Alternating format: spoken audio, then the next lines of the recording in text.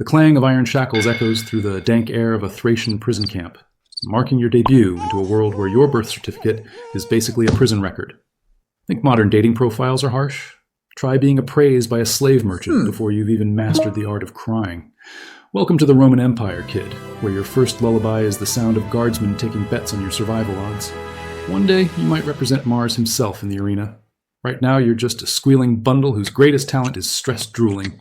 Your mother, a captured tribal warrior, can offer you nothing but her chains to play with. And the local rats seem more qualified than the camp's medicus, whose medical technique consists mainly of asking which god you've offended lately.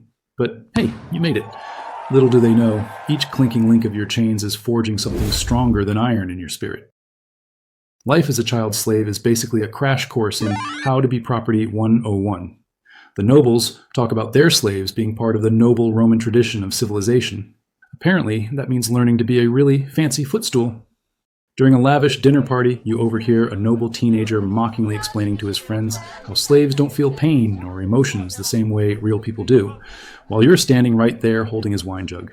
The sheer effort it takes not to redecorate his toga with that wine proves just how wrong he is. You get your education from watching other slaves. Some break, some bend, some manage to keep a secret smile that confuses the guards. You're particularly fascinated by an old Greek teacher slave who gets beaten regularly, but somehow acts like he's the one feeling sorry for his punisher. That's some next-level psychological warfare you're taking notes on. Your big break comes in the master's library. When you drop his prized scroll of Homer, instead of begging forgiveness, you maintain eye contact while carefully rewinding it. He's so impressed by your warrior spirit, his words for what was actually frozen terror, that he decides you're arena material. Congratulations, you've just failed your way into an even more dangerous career path. Welcome to the Ludus, where personal space is a myth, and your new family consists of men who could crush watermelons with their biceps. Think gym initiations are rough? Try having a former arena champion as your personal trainer, who believes pain is just weakness leaving the body through repeated blunt force trauma. Your first lesson isn't even about fighting, it's about eating. They feed you a special gladiator diet that's basically ancient Roman bulking powder, barley, beans, and something they swear is nutritious ash. Your fellow trainees call it the weight gain program from hell, but hey, at least you're getting 3 meals a day now. Ew. Even if they all taste like disappointment mixed with regret. Yeah! The wooden training sword they give you, a Rudy's, might as well be a tree trunk. It's just a stick, they say. Sure, and the Colosseum is just a fancy garden fence. In your mind, you're already making those nobles pay with real steel. Your lanista keeps saying you're being forged like a blade. You're pretty sure he means tortured like a prisoner, but you start to understand why some gladiators walk with that annoying swagger. Turns out, learning you can't be broken is addictively empowering. The big day arrives. Time to discover what kind of gladiator you'll be. The public imagines it's a sacred ritual where the goddess Bellona, Mars' warrior sister, guides the choice. In reality, it's a judgmental lanista whose artistic vision dictates whether you look better holding a net or resembling a walking statue. Oh, yeah. Congratulations. You're assigned as a mermillo. That's arena speak for guy who fights while carrying half an armory. Your new gear includes a massive scutum shield that doubles as a portable wall, a gladius sword that's actually reasonable sized, finally, and a helmet topped with a fish decoration. Because nothing says fierce warrior quite like wearing an aquatic fashion statement. The Romans claim the fish represents Neptune's blessing. You suspect it's just to give the crowd something to laugh at.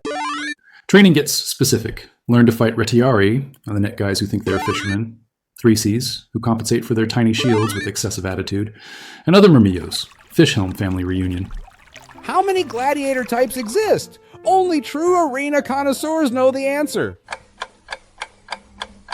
Actually, there are roughly 20 types of fighters in our arenas. During one sparring session, you realize your opponent isn't just fighting you, he's fighting his own fear of your shield. The moment he hesitates, you have him. That's when it hits you, as if you'd caught a glimpse of a deeper script in this deadly theater, far beyond its blades. Your lanista probably thinks that head hit from yesterday is finally showing. Your debut in the arena arrives with all the glamour of a sacrificial lamb's first trip to the altar. Every move has to be perfect. This is your chance to show them all what real power looks like. Shame that your first epic entrance involves tripping over your own sword. The pomp of ceremony has you marching like a proud warrior in armor that feels like it was designed by a particularly vindictive architect. Your helmet's fish crest wobbles with each step, making you look less like Neptune's champion and more like a seasick tourist. The rush of power you feel charging at your opponent lasts exactly until you realize the crowd's roaring with laughter, not awe. You don't win your first fight, but you survive it. Which, according to your Lanista's slow nod, is actually more impressive. Remember the Emperor's gesture this evening? Yes, it was a closed fist with the thumb tucked inside. As you leave the arena, you catch a glimpse of those same noble boys who used to mock you, now arguing about your fighting style. Turns out, there's a certain power in making your tormentors pay to watch you rise. Fame in the arena is a peculiar thing. One moment you're someone's property, the next you're signing autographs on clay tablets. Apparently, your market value includes entertainment tax now. The nobles, who once saw you as furniture, now debate your fighting technique over expensive wine. At first, their approval feels like victory, until you realize you're still letting them define your worth. Your signature move?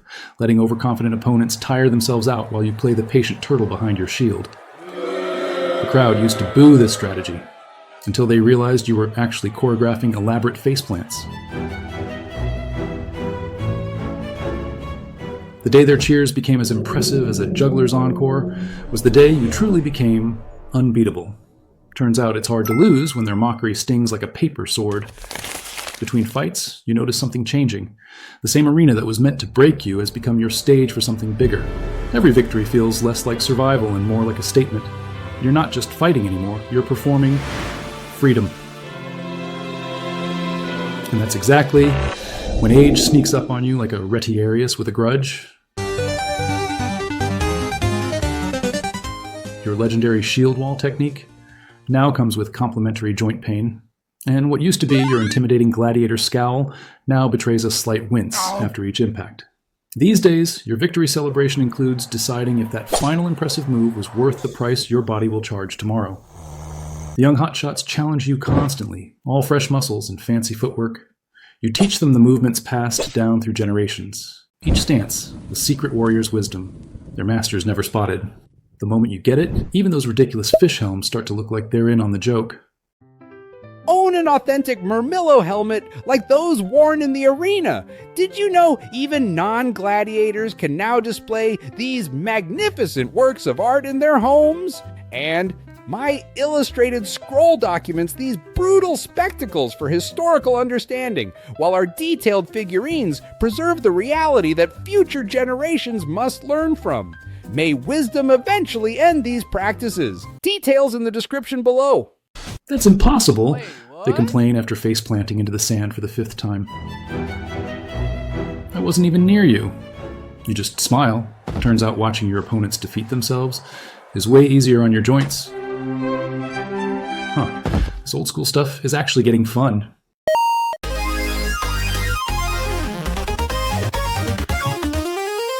Plot twist.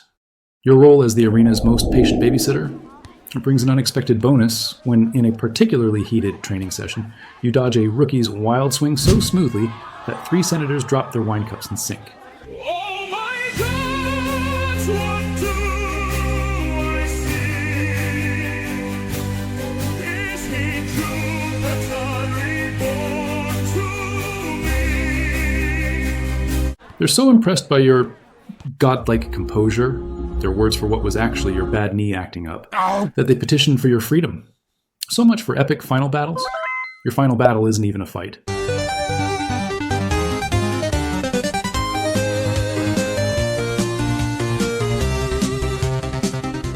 The day they hand you the rudies, that wooden sword of freedom, you almost laugh at the irony.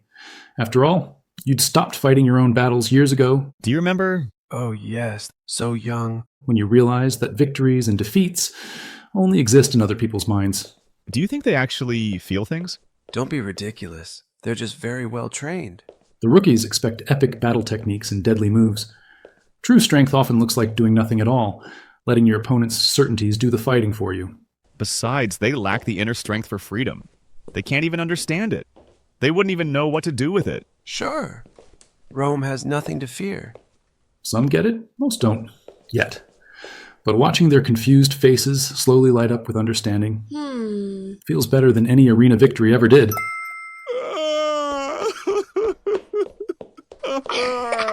These days, you spend a lot of time in the empty arena, watching the morning light play on ancient stone that once felt like prison walls. True chains were never made of iron, just as true freedom was never about having the right piece of wood in your hand. By the gods, it's really you, the champion of Rome, the man whose fights changed my life, stands before me. In what has to be the fate's most brutal punchline, the arena's cruel spectacle remains unchanged, yet, in some mystery beyond all understanding, life itself now unfurls before you, dancing in unwavering celebration, as if nothing were ever out of place. Even the crowd's roar has become just another note in this strange, beautiful symphony you never noticed before. And in this peaceful appreciation, you finally found that ultimate power you once thought could only come from victory. Turns out it was waiting in the last place you thought to look.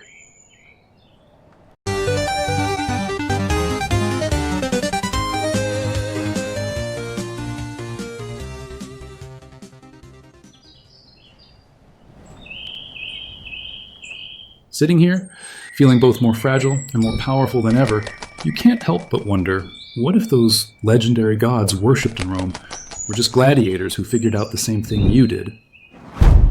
Maybe tomorrow you'll wake up as Jupiter himself, who chose to dream this mortal life just to remember that the mightiest weapon was learning to break free in your mind before your body.